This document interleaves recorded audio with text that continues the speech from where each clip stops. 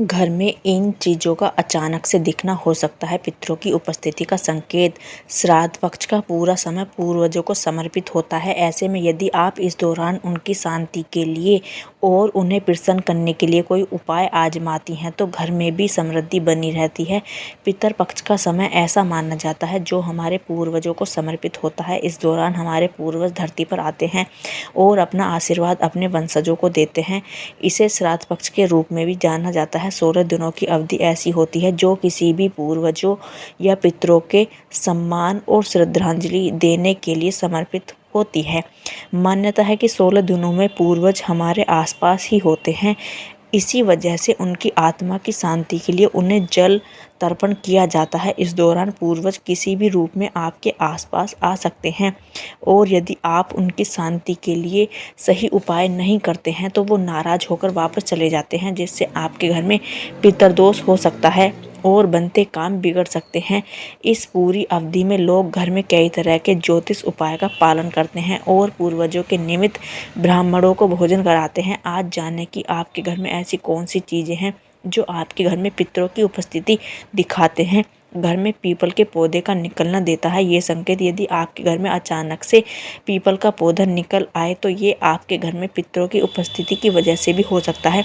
ऐसा संभव है कि आपके घर में पितृदोष हो या फिर पितर आपसे नाराज हों। ऐसे में पीपल के पौधे को घर से दूर करने के बजाय घर के पितृदोष से मुक्ति के उपाय खोजने चाहिए। घर में लाल चींटियों का आना पितरों की उपस्थिति का संकेत है। अगर पितृपक्ष के दौरान आपके घर में अचानक से लाल चींटियां दिखाई देती हैं तो आपको उनके आगमन के सही कारण का पता नहीं चल पाता है तो ये आपके घर में पितरों की उपस्थिति का संकेत हो सकता है। घर में लाल चींटियां आना अच्छा नहीं होता है।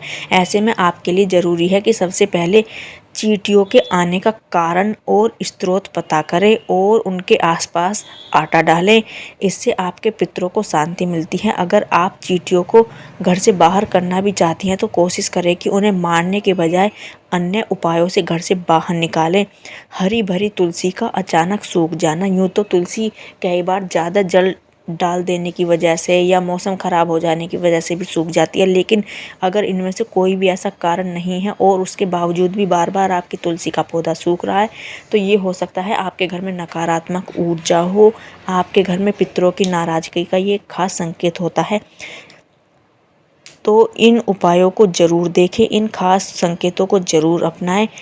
आपके घर में मौजूद पितरों की वजह से भी हो सकता है। आपके किसी भी परिस्थिति में पितृपक्ष के सही नियमों का पालन करना चाहिए और पितृदोष के उपाय खोजने चाहिए। यदि आप पितरों के नाम से पितृपक्ष के 16 दिनों में भोजन निकालें और उन्हें जल अर्पित करें तो पितृदोष से मुक्ति मिल सकती है। अगर आपके पितृदोष से आपकी आर्थिक स्थिति बहुत ज़्यादा ख़राब है तो आप ज़्यादा कुछ नहीं कर सकते तो कम से कम 1 लोटा जल 2 दाने चीनी के डालकर पितरों के नाम से सुबह देना चालू करें और उनको प्रणाम करें।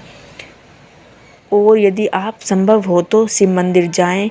1 लोटे जल में काले तिल डालकर अपने पितरों के नाम से जल अर्पण करें। भोलेनाथ से प्रार्थना करें कि हे भोलेनाथ, मैं अपने पितरों के नाम से ये जल आपको अर्पण कर रही हूँ। इस जल को मेरे पितरों तक पहुँचाना, उन्हें तृप्त करना।